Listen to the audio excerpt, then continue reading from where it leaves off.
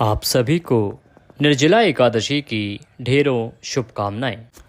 नमस्कार, देवभूमि चैनल में आप सबका स्वागत है। आज के इस वीडियो में हम बात करेंगे सर्वश्रेष्ठ एकादशी निर्जला एकादशी की। निर्जला एकादशी इस वर्ष 2024 में किस दिन है, व्रत कब रखा जाएगा, दान पुण्य के लिए शुभ समय क्या रहेगा, क्या दान आपको इस दिन करना चाहिए, एकादशी जो है निर्जला एकादशी उसका व्रत किस प्रकार से करना चाहिए, पानी आप कब पी सकते हैं और कब नहीं पी सकते। अगर कोई शारीरिक परेशानी है, किसी तरह की किसी बीमारी से ग्रसित हैं, तो आप निर्जला एकादशी का व्रत किस प्रकार से कर सकते हैं, क्या क्या चीज़ें, क्या क्या नियम हैं, ये सभी जानकारी आपको इस वीडियो में मिलेगी। साथ ही आपको बताया जाएगा कि निर्जला एकादशी का जो व्रत है उसका पारण कब करना है, क्या खा के करना है। तो संपूर्ण जानकारी निर्जला एकादशी की आज के इस वीडियो में मिलेगी। वीडियो अच्छा लगे तो उसे लाइक अवश्य करें। कमेंट बॉक्स में जय श्री हरि लिखना ना भूलें, इससे भगवान श्री हरि विष्णु की कृपा आपको अवश्य प्राप्त होगी। माता निर्जला के आशीर्वाद से आपके सभी काम बनेंगे और आपके परिवार में सुख समृद्धि का वास होगा। चैनल पर नए हैं तो चैनल को सब्सक्राइब अवश्य कर लें, क्योंकि हमारा ये जो चैनल है ये आपको सिर्फ धार्मिक जानकारी प्रदान करता है कि कौन सी तिथि, कौन सा व्रत, कौन सा त्यौहार कब है, किस प्रकार से आपको मनाना है, और सारी जानकारी हमारी पंचांग पर आधारित होती है, क्योंकि ये हमारा ज्योतिष कार्यालय है, ज्योतिष संस्थान है, जहाँ से कि ये चैनल चलाया जाता है। और जो भी जानकारी होती है वो पंचांग पर आधारित विद्वानों द्वारा लिखित होती है, इसीलिए आपको सही समय पर सही जानकारी मिलती है और आप अपने व्रत त्यौहार आदि कर पाते हैं। वीडियो अच्छा लगे तो उसे अधिक से अधिक शेयर करें, क्योंकि अगर आप इस वीडियो को कहीं शेयर करते हैं और उससे बाकी लोग कुछ लाभ लेते हैं, धार्मिक कार्य करते हैं, तो उससे उन्हें जितना पुण्य प्राप्त होगा उसका 10% आपको भी पुण्य प्राप्त होगा। ऐसा शास्त्र वर्णित करते हैं कि आप अगर किसी को राह दिखाते हैं और उससे वो कुछ पुण्य कमाता है, भगवान का नाम लेता है, तो उसे जितना आशीर्वाद भगवान का प्राप्त होगा उस पुण्य का कुछ प्रतिशत आपको भी अवश्य प्राप्त होगा। इसीलिए इस प्रकार की जानकारी को जितने लोगों तक आप व्हाट्सएप पे या किसी भी प्रकार से भेजें, शेयर करें, उतना अच्छा होता है। आइए अब बात करते हैं निर्जला एकादशी की। देखिए, एक साल में 24 एकादशी होती हैं। अधिक मास जब होता है तो 26 एकादशी होती हैं, लेकिन इनमें सबसे श्रेष्ठ जो एकादशी है वो निर्जला एकादशी है। निर्जला एकादशी का एक व्रत बाकी सभी एकादशियों के व्रत से श्रेष्ठ है। यह व्रत ज्येष्ठ माह के शुक्ल पक्ष की एकादशी को किया जाता है। इस व्रत को रखने का बहुत अधिक महत्व है। बिना पानी व्रत को रखा जाता है, इसीलिए इसको निर्जला एकादशी कहते हैं, क्योंकि इस दिन जितने भी भगवान श्री हरि के भक्त हैं जो एकादशी का व्रत करते हैं वो निर्जल रहकर इसका व्रत करते हैं। निर्जल अर्थात आप जल भी ग्रहण नहीं करते हैं। बाकी जो एकादशी हैं उन सभी में आप पानी भी पीते हैं, आप चाय भी पीते हैं, आप फलहार भी करते हैं, लेकिन निर्जला एकादशी पर आपको निर्जल रह के बिना कुछ खाए पिए पूरा व्रत 24 घंटे का करना होता है। इसीलिए इसे निर्जला एकादशी कहते हैं। और क्योंकि ये अधिक कठिन है, इसीलिए इससे जो पुण्य की प्राप्ति होती है वो भी बहुत अधिक होती है। प्रचंड गर्मी के बीच इस कठिन व्रत को नियम के साथ रखना बहुत मुश्किल कार्य होता है।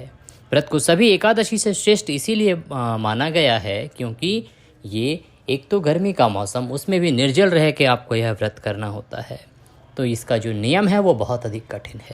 अब कुछ लोग कहते हैं जी कि पानी अगर नहीं पिएंगे तो कैसे होगा, पूरा व्रत कैसे कर सकते हैं। आजकल बहुत सारी परेशानियां हैं, मेडिकल कंडीशंस अलग होती हैं, सभी को किसी को अनेक प्रकार की बीमारियां होती हैं, शारीरिक हालात अलग होते हैं। इस प्रकार से कैसे इस व्रत को किया जाए। देखिए, नियम तो कहता है कि आपको पूरा निर्जल रह के ही ये व्रत करना चाहिए, परंतु जो हमारा स्वास्थ्य है, हमारा जो जीवन है वो प्राथमिकता होती है, वो पहले है। भगवान कभी नहीं चाहेंगे कि आप अपने जीवन को खतरे में डाल के कोई व्रत करें। इसलिए अगर आप निर्जल रह के व्रत नहीं करते हैं तो आप जल ग्रहण करते रहिए। जल ग्रहण करने के लिए आप चरणामृत बना सकते हैं। चरणामृत कैसे बनाएंगे कि आप एक जल लीजिए, थोड़ा सा जल लेके उसमें थोड़े मिश्री के दाने डालिए, थोड़ी सी तुलसा जी के पत्ते डालिए और थोड़ा गंगा जल डालिए। हर 3-4 घंटे में थोड़ा सा गंगा जल 1-2 चम्मच अपने गले में डालते रहिए। इससे आपका गला कंठ सूखेगा नहीं और आप इस व्रत को कर पाएंगे। पानी पीने का जो नियम है वो ये है कि आप सुबह 3:30 से 4 बजे का जो समय है, इस समय पे ही पानी पी सकते हैं। उसके बाद आप पानी नहीं पिएंगे। उसके बाद आपको निर्जल ही रहना चाहिए। अगर पानी पीना है तो वो आप 3:30 से 4 अर्थात ब्रह्म मुहूर्त शुरू होने से पहले पहले पी लीजिए। जब आपका ब्रह्म मुहूर्त शुरू होता है तो ये हमारा हिंदू धर्मशास्त्र के अनुसार व्रत आरंभ हो जाता है और उसमें आप पानी नहीं पी सकते हैं। जिस दिन आप व्रत कर रहे हैं उस दिन हो सके तो ब्रह्म मुहूर्त से पहले उठ जाइए, और अगर आप ब्रह्म मुहूर्त में नहीं उठ सकते हैं तो सूर्योदय से पहले आपको अवश्य ही उठ जाना चाहिए। सुबह उठकर स्नान आदि करने के बाद सूर्य को जल दें। आपका जो मंदिर है जहाँ पे आप पूजा पाठ करते हैं उसकी अच्छी से साफ सफाई करें। फिर वहाँ पर भगवान श्रीहरि की तस्वीर के लिए कोई चौकी लगाएं। अगर मंदिर में पहले से तस्वीर या प्रतिमा है तो उत्तम है, अगर नहीं है तो कोई एक चौकी लगाएं। उसके ऊपर पीला वस्त्र अगर आपके पास है तो उसको बिछाएं। फिर भगवान को आसन देंगे। आसन देने के लिए पुष्प आपके पास हैं तो पुष्प अर्पित करें और उसके ऊपर भगवान की प्रतिमा या तस्वीर स्थापित करें। फिर भगवान को आप स्नान कराएंगे। स्नान कराने के लिए आप अभिषेक भी कर सकते हैं, पंचामृत से स्नान करा सकते हैं। अगर आपके पास कोई मूर्ति है तो, कोई प्रतिमा है तो पंचामृत बनाइए। घी, दूध, दही, शहद, शक्कर से पंचामृत बनाइए और उससे भगवान को स्नान कराइए। और फिर शुद्धोदक स्नान अर्थात शुद्ध जल से स्नान कराइए, जिसमें गंगा जल अवश्य ही मिला होना चाहिए।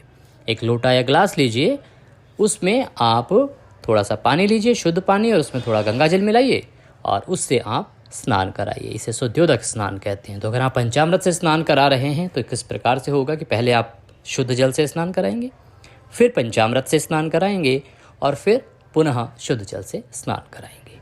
अगर आपके पास सिर्फ तस्वीर है, आप स्नान नहीं करा सकते हैं पूर्ण रूप से, तो आप सांकेतिक स्नान कराएंगे। कोई पुष्प लीजिए या जो आपके सीधे हाथ की 2 उंगलियां जिनसे आप आहुति देते हैं उन 2 उंगलियों को पानी में डिप कीजिए, डुबोइए और भगवान को ऐसे छींटे दीजिए। छींटे दे के फिर भगवान को साफ वस्त्र से पोंछिए। पोंछने के बाद प्रभु को रौली कुमकुम आदि का तिलक लगाइए, घी का दिया जलाइए, धूप जलाइए। माला अगर आपके पास फूलों की है तो फूलों की माला अर्पित कीजिए। फिर प्रभु को पुष्प अर्पित कीजिए। पुष्प अर्पित करने के बाद आप व्रत का संकल्प लेंगे। व्रत का संकल्प का बहुत साधारण विधान हम आपको बता देते हैं। अपने सीधे हाथ में थोड़ा सा जल लीजिए। दक्षिणा के रूप में कम से कम 1 रुपये का सिक्का रख लीजिए। 3 बार बोलिए ओम विष्णु, ओम विष्णु, ओम विष्णु। अपना नाम, अपना गोत्र और जिस स्थान पर आप वहाँ बैठे हैं उसका मकान नंबर, क्षेत्र का नाम, अमुक वासरे जो उस दिन वार है वह बोलिए। एकादशायाम पूर्णतिथियो। प्रभु आज के दिन हम निर्जला एकादशी का व्रत करने का संकल्प करते हैं, इसको हम सफलतापूर्वक कर पाएँ ऐसा आशीर्वाद प्रदान कीजिए और संकल्प स्वीकार कीजिए। इस प्रकार से वह संकल्प भगवान के चरणों में छोड़ दीजिए। उसके बाद भगवान का 108 बार ओम नमः भगवते वासुदेवाय मंत्र का जाप कीजिए। अगर समय नहीं है तो आप सिर्फ कथा भी सुन सकते हैं। आपको अवश्य ही इस दिन निर्जला एकादशी की व्रत कथा सुननी चाहिए या पढ़नी चाहिए। आपके पास अगर कथा नहीं है तो हमारे चैनल पर एकादशी की कथा सुनाई जाएगी, उसे आप अवश्य सुने। हम वीडियो प्रत्येक एकादशी की कथा का अपलोड करते हैं। आप चैनल को सब्सक्राइब करके रखेंगे तो वह वीडियो आपको अवश्य मिलेगा और आप समय पर एकादशी की कथा सुन पाएंगे। कथा सुनने के बाद भगवान की आरती करेंगे। भगवान की आरती करने के बाद आप अपने दैनिक कार्यों में लग जाइए। भगवान श्रीहरि के चरणों में मन को लगाए रखिए। आप अपना जो दिन है वो आपका जो भी रूटीन हो, जिस भी प्रकार से आपको ऑफिस जाना है या फिर आपका जो भी कार्य काम काज है उसको देखिए आप, लेकिन मन विचार की शुद्धता का ध्यान रखना है। मन में किसी प्रकार के दुर्विचार नहीं आने चाहिए, द्वेष की भावना नहीं आनी चाहिए, कोई लालच नहीं आना चाहिए। इस प्रकार के जो विचार हैं उनसे आपको बचना है। शुद्ध मन वचन के साथ आपको पूरा दिन व्यतीत करना है। हो सके तो शाम को श्रीहरि की कीर्तन कीजिए, उनका भजन कीजिए और उसके बाद रात्रि को सोने के बाद आप अगले दिन इसका पारण करेंगे। पारण का समय क्या रहेगा ये हम आपको आगे बताएंगे। पहले बताते हैं कि आपको व्रत करना कब है। निर्जला एकादशी का जो व्रत है वो आप किस दिन करेंगे और दान पुण्य किस चीज़ का करेंगे। देखिए, पंचांग के अनुसार निर्जला एकादशी जो है वो तिथि आरंभ हो रही है 17 जून को, सोमवार का दिन रहेगा सुबह 4:43 पर। 18 जून 2024 मंगलवार को सुबह 6:24 पर यह समाप्त होगी। इस प्रकार से 17 की सुबह से 18 की सुबह 6:24 तक जो एकादशी है निर्जला एकादशी वो रहेगी। क्योंकि द्वादशी युक्त जो व्रत है वह श्रेष्ठ होता है और 18 तारीख को सूर्योदय भी एकादशी में है, इसीलिए व्रत रखा जाएगा 18 जून को। बात आती है दान पुण्य की, तो इस दिन देखिए आप ठंडे पानी का दान कीजिए, घड़े का दान कीजिए, छाते का दान कीजिए, पंखे का दान कीजिए, आपके पास जो फल हैं उनका दान कीजिए, तरबूज दीजिए, आम दीजिए, जो भी ठंडे फल हैं, मौसम के फल हैं उनका दान दीजिए, किसी ब्राह्मण को बुलाइए, भोजन कराइए, दान दक्षिणा दीजिए, इसका बहुत अधिक फल है। आप सामान्य जनों के लिए भंडारा लगाइए, जल की सेवा कीजिए। इस प्रकार के दान से आपको अथाह भगवान का आशीर्वाद प्राप्त होगा। आपकी जो भी मनोकामनाएं हैं वो अवश्य ही पूर्ण होंगी और भगवान श्रीहरि के आशीर्वाद से निर्जला एकादशी का फल आपको अवश्य प्राप्त होगा। आपके जितने भी काम हैं वो अवश्य बनेंगे। अगर जीवन में किसी प्रकार का कोई पाप जाने अनजाने में हुआ होगा तो वह अवश्य ही नष्ट हो जाएगा। बड़े से बड़े पाप से आपको छुटकारा अवश्य मिलेगा। बात करते हैं पारण की, तो पारण होगा इसका 19 जून को। 19 जून को आप सुबह सूर्योदय से पहले अवश्य ही उठ जाएं। स्नान आदि करने के बाद भगवान का जहां आपने पूजन किया था उसी स्थान पर भगवान को पहले स्नान कराइए। भगवान को रौली कुमकुम आदि का तिलक लगाइए। तिलक लगा के भगवान को पुष्प आदि अर्पित कीजिए, घी का दिया जलाइए और भगवान को पुष्पांजलि अर्पित कीजिए। हाथ में पुष्प लीजिए और निवेदन कीजिए कि हे प्रभु, हमने ये जो एकादशी का व्रत किया था इसमें कोई गलती, कोई त्रुटि, कोई भूल हमसे हुई हो तो उसे क्षमा करें, क्योंकि आप तो दया सिंधु हैं और हम आपके दर के भिखारी हैं। हे प्रभु, हमारी गलतियों को क्षमा करते हुए हमें दया का आशीर्वाद प्रदान करें और यह पत्र पुष्प की भेंट स्वीकार करें। इस प्रकार से पुष्प भगवान के चरणों में अर्पित कर दीजिए। भगवान को भोग लगाइए। पारण के लिए आप पीले चावल बना सकते हैं, मीठे चावल बना सकते हैं, खीर पूड़ी का भोग लगा सकते हैं। आप चाहें तो फल का भोग भी भगवान को लगा सकते हैं। जब भी आप भगवान को भोग लगाएंगे तो भगवान श्रीहरि के भोग में तुलसी का पत्ता होना आवश्यक है, वह अवश्य रखें। उसके बाद ही भगवान भोग स्वीकार करते हैं। इस प्रकार से भोग लगाने के बाद आप अपने व्रत का पारण करेंगे। अगर आप कहीं रास्ते में हैं, कुछ परेशानी है, आप नहीं कुछ बना सकते, तो मात्र तुलसी का पत्ता खाकर भी आप भगवान के व्रत का पारण कर सकते हैं। इसके बाद पारण करने के बाद आप सभी बंधु बांधवों में प्रसाद वितरित कीजिए, स्वयं प्रसाद ग्रहण कीजिए और इस प्रकार से आपका निर्जला एकादशी का व्रत संपूर्ण होगा। वीडियो अच्छा लगे तो उसे लाइक अवश्य करें। कमेंट बॉक्स में जय श्री हरि लिखना ना भूलें। चैनल पर नए हैं तो चैनल को सब्सक्राइब कर लें। आज के इस वीडियो में अभी के लिए इतना ही। अगले वीडियो में फिर होगी आपसे मुलाकात। तब तक के लिए जय श्री हरि।